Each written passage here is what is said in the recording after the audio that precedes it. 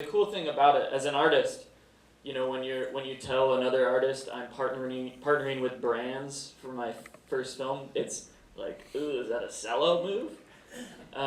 Neither brand has asked us to change a thing of the movie, which is surprising and awesome. As an artist, it's like so much integrity that I feel it's more. I'm left with more autonomy than I would even with a conventional studio, perhaps, who would come in and say, we want to tweak this, change this, but that's been a really beautiful part of the relationship.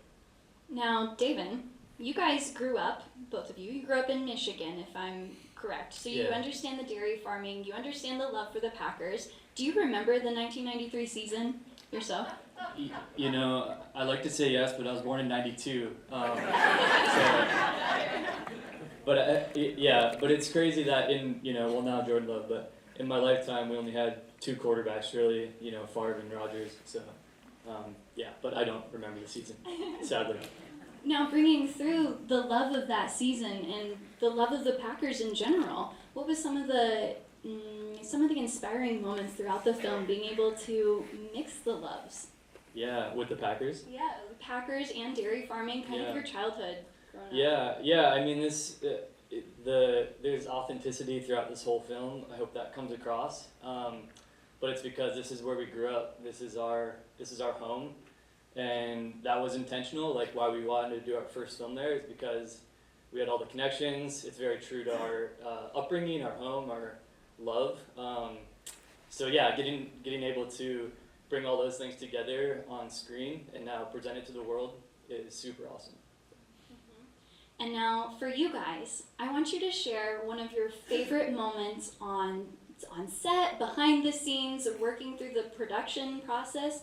What was one of those moments, one of those key moments that will forever live with you as you move on?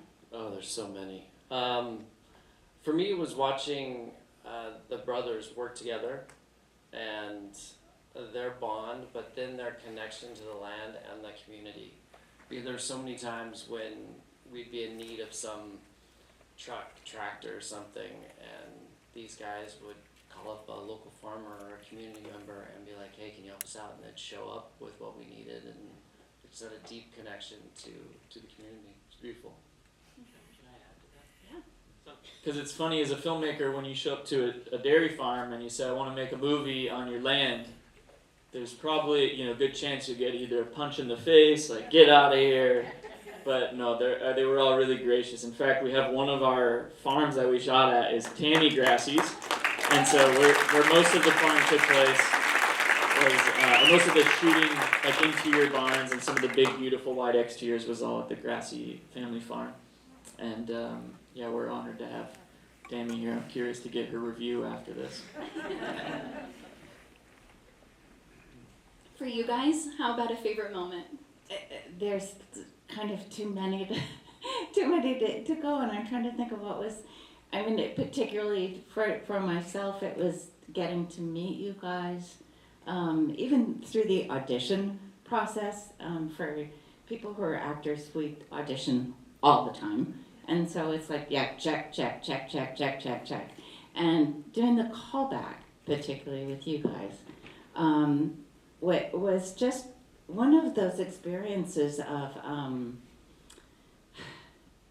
you're always in kind of looking, I don't want to say family, but you're looking for family within the work, a safe place to work, a good place to work.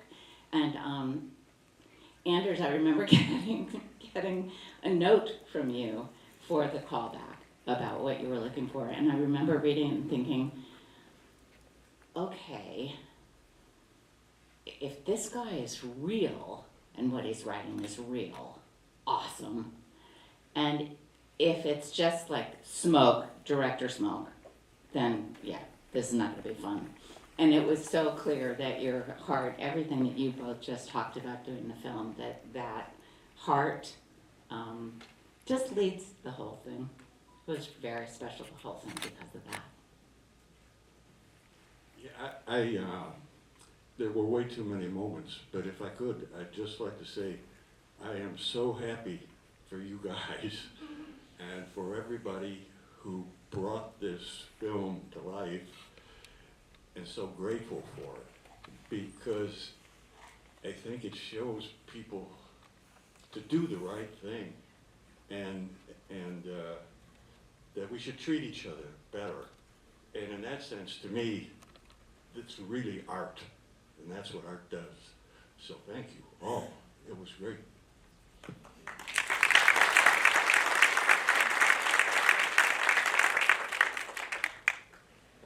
I'm holding T-shirts for the first two people that throw a Q&A out. So. Well, let's turn it over. I saw this hand first.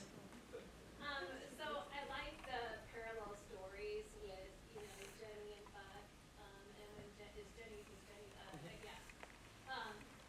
When she realized what she did was stripped away from her, and she understood, you know, Buck's, her grandfather's, that his whole farm and what he did in his livelihood was stripped away from him. Did you guys have a similar experience? And you know, you grew up in the, you know, Wisconsin on the farms or whatever. Did you have a similar experience like Jenny, where you just had that aha moment and then you understood what your grandfather was going through? Now, while you think on that answer, think of if they had that moment where their family was being stripped of their work. Let's see the T-shirt before you give them a toss. Let's see it so you all can see. There's a front and back. So it says Green and Gold movie, and then we've got just a custom Angel with a cheese head. angel with a cheese head. Cat, yes, It's really also nice. from the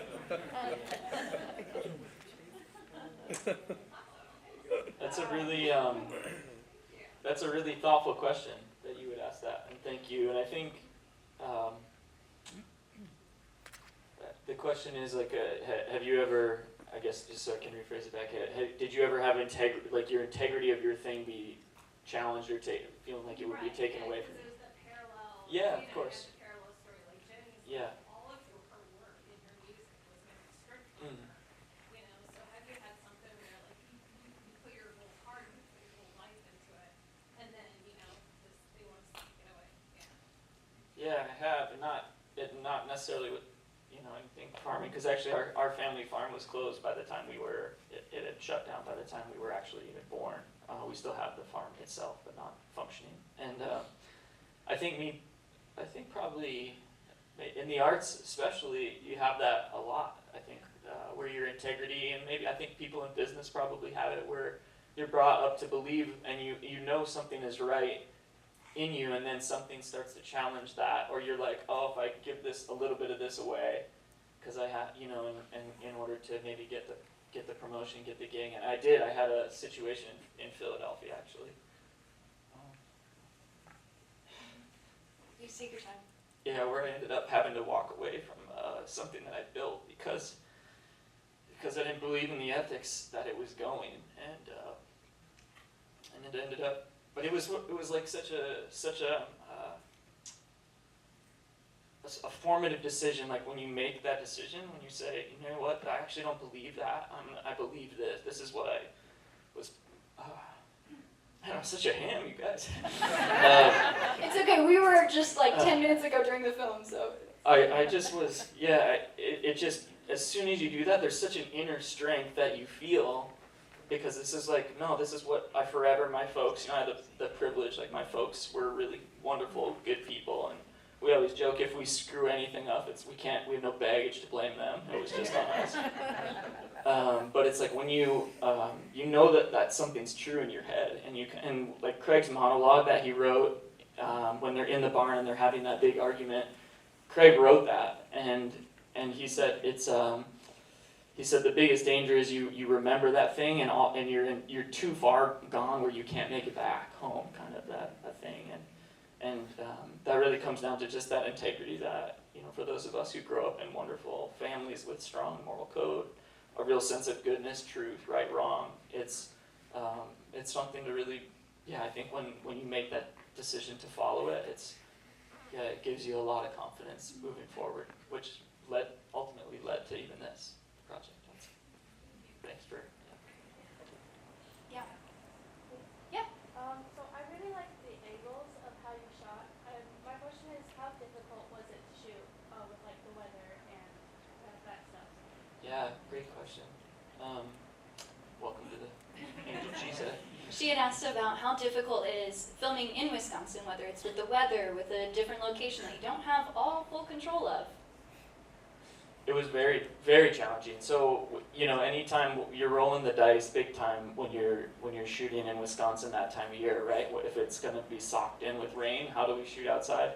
We were given so many wonderful sunny days, which is helpful. We only had like one pivot day that we ended up having to switch around, but we were trying to showcase a full Lambo season, right, in 18 days. And so we were trying to hit that exact window of like leaves are on, and then we were waiting for a big storm to like blow off the leaves so then we could kind of cheat winter.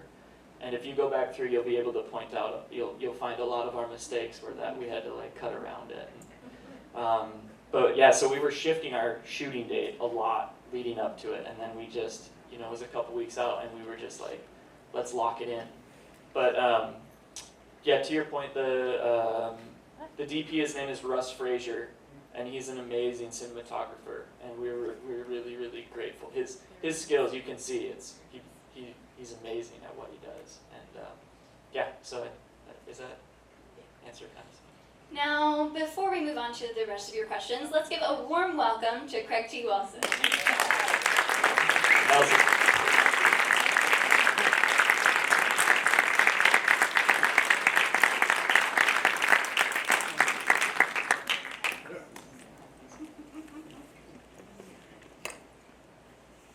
Now, I want to say, as you guys were in production of this, writing the script, creating all those first steps, you didn't have anyone else in mind. Better for the farmer, correct? We wanted Craig T. Nelson from the beginning. That's who we wanted. And you were the first actor to read the script and then go and put it into Yeah, isn't that crazy? Yeah. So then the first person to read the script outside of the production team to then put it into production. Now, working with an indie film is not easy. It's low budget. You probably took a pay cut. But, and to be brought out to Wisconsin of everywhere. Craig, why? Why did you choose to inevitably work with this team on Well, you this saw film? the movie, right? Oh, yeah.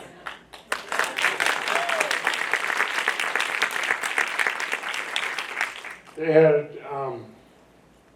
had a dream, and why not be a part of someone's dream? You know, it was a gift from God from the start, because it really means something. It says something, and I think we all need to revisit that, or at least I do. In film, in television, in poetry and music, when the heart is touched,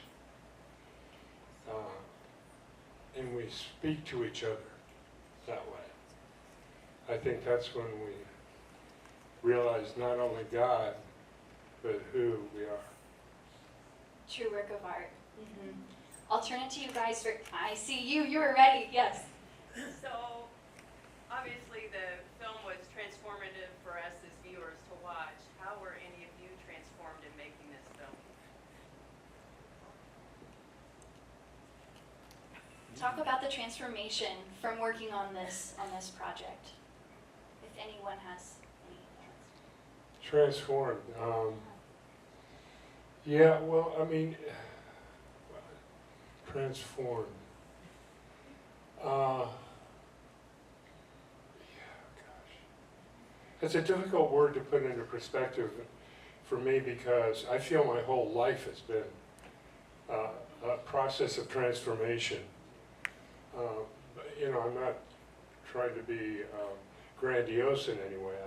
I mean that from the, you know, from character building to surrender to, look, you're doing a film like this, it's cold, you get angry, you hate animals. I mean, let's face it, you know, you walk around, you look at a bird and go, oh yeah, sure, over there. And then you get involved in the process and you start to relax, and you start to realize the beauty of what God has created, but what's in these people that you're telling the story of. So you transform into their space and then try to, I think, assimilate as best you can with how they resonate with the earth. Meaning they live in the dirt,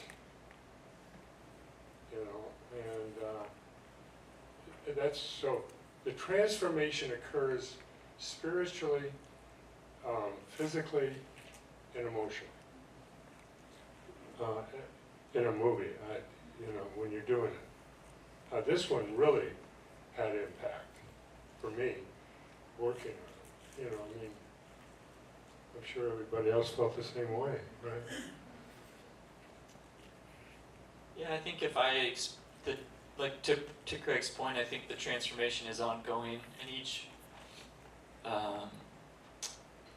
one thing that the real humbling part about this as an independent filmmaker is you are at the mercy of so many people's grace to say yes to you, right? So for when we give the script to Craig, we've never made a movie before, you need somebody to say, yes, I see what you're doing, I see it's valid. From when Dana and our friend saw our idea at the beginning, it's like, yeah, there's something in this, you guys.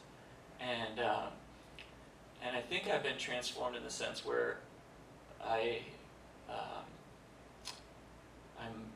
I'm so more open to the merciful seat of just asking for help than I was before. Like this process, I continually, and as a Midwestern Protestant Swedish background, like that's not easy to ask for somebody's help to say, hey, Tammy, can you open up your house to us? It's like, yeah, we're gonna bring 40 people in there. And they're all gonna have mud on, so it's like, you're just at the mercy of things. So I think learning to ask for help, that's been my transformation. Other question? Yes. So what's next for this film and how can we help? I would like to comment on these people in bed here. Did you pay extra for these? And by the way, would you like anything? Maybe a blanket or something too?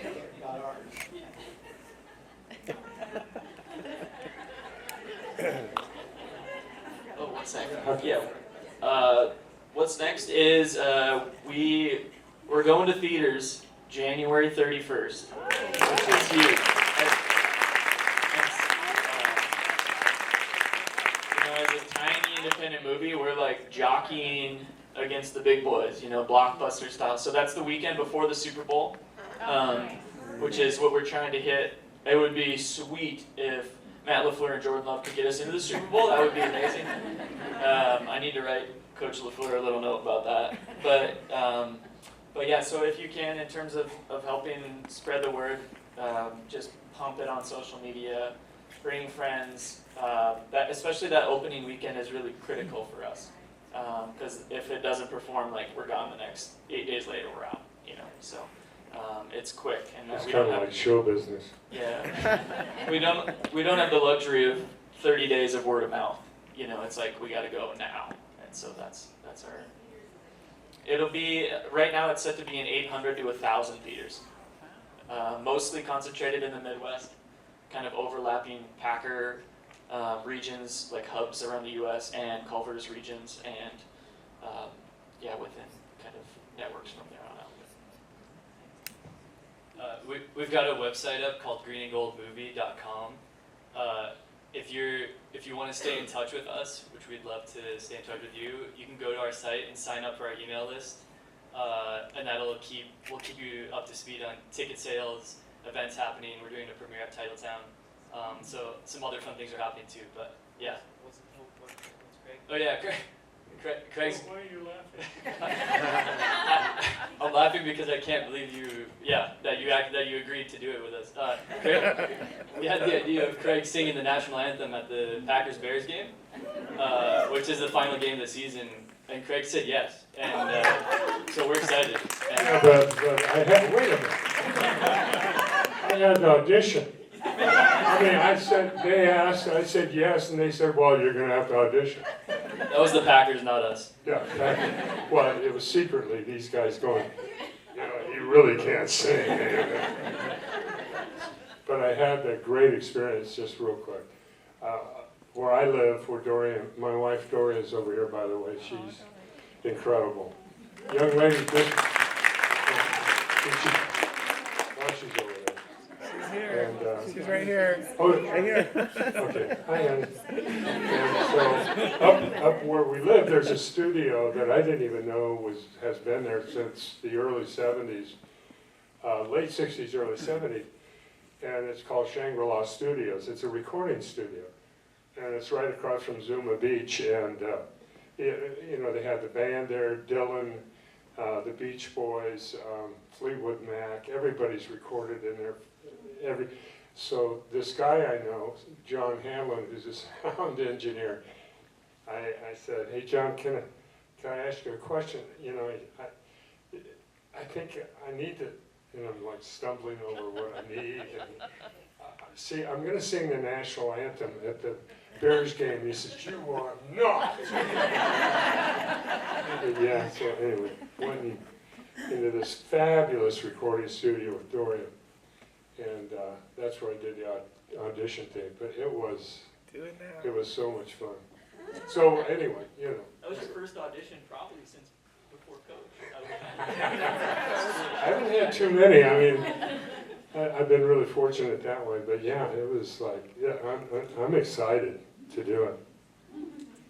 Oh, say, can you see by the... It's a taste.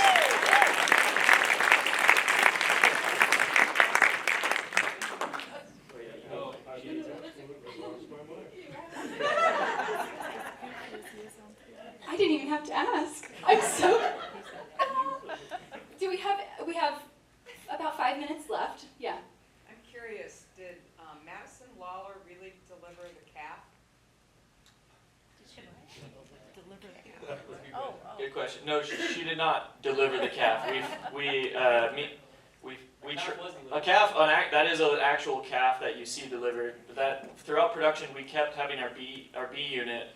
Whenever one of the farmers was having a baby cow born, they would say, "Hey, we got one coming," and the B team would run over and try to film it. We missed it, the whole production run, and then so me and David over Christmas, I said we gotta get this shot. We need a real calf in there.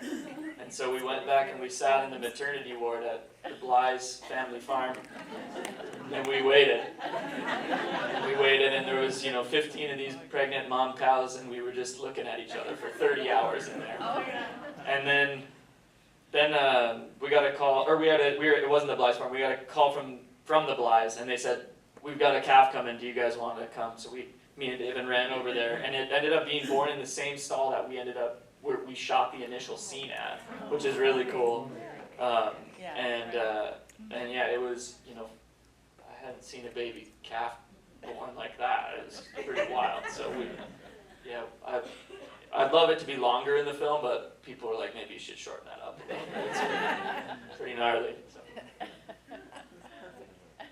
Other questions? Yeah, anything?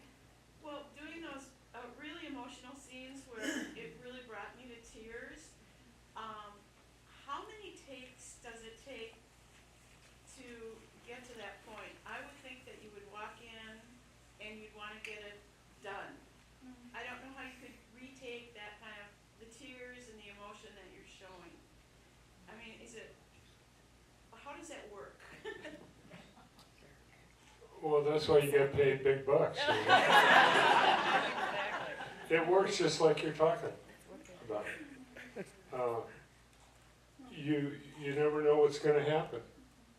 You don't know when it's going to hit in the scene. Yeah. You don't know, and that's the beauty of it, isn't it? I mean, it's find the truth of it, the center of it,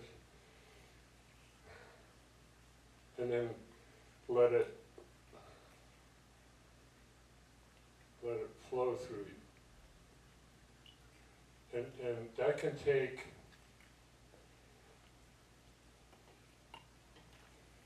the first take, you can hit it, or you can go, in this film, I don't remember anything over 4 or 5.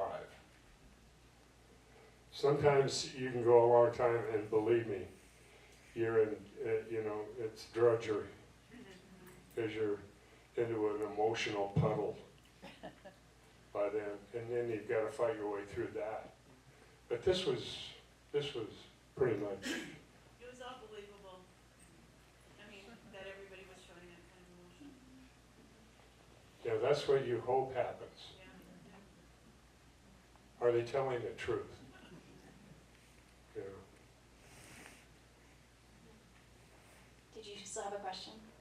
Sure, it's really sort of more of a comment. There were many, thank you very much for the film, by the way. Thanks for wearing your gear. We grew up in Wisconsin, so there were many points in the film that reminded us of growing up. In particular, there was a point where it seems like the most desperate hour with her in the hospital, and he says, you gotta go do chores. Because that never changes, no matter whether it's life or death, no matter whether it's a holiday or a weekend, they wait for no. And that was so on the other hand,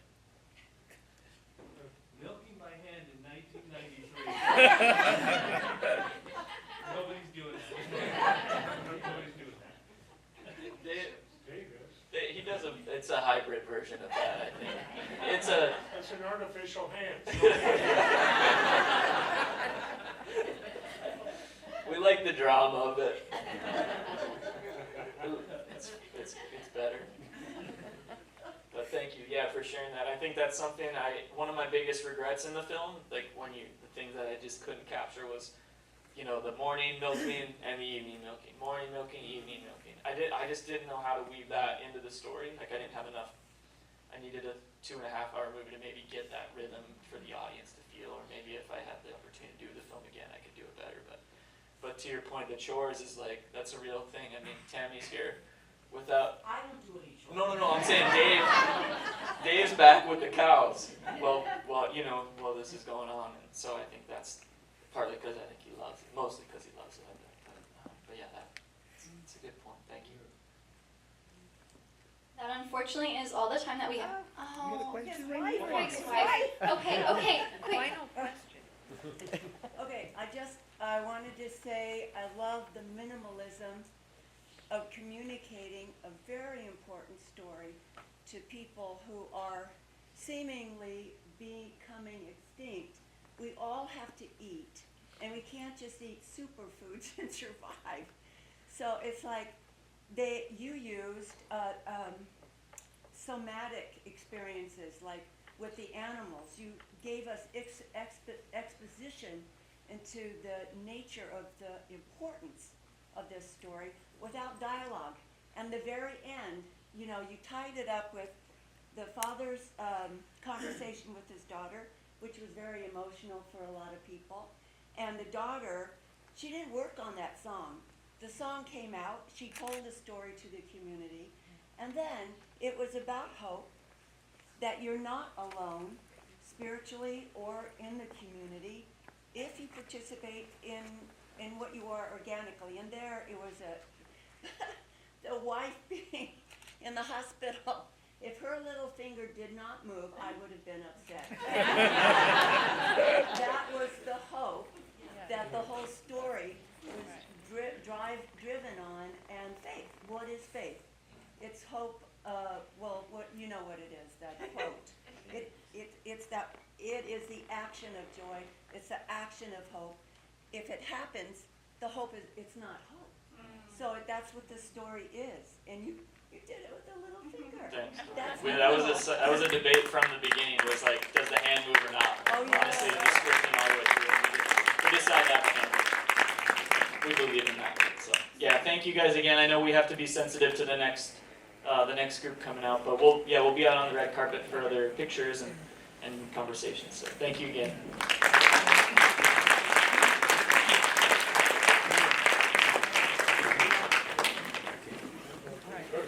Right.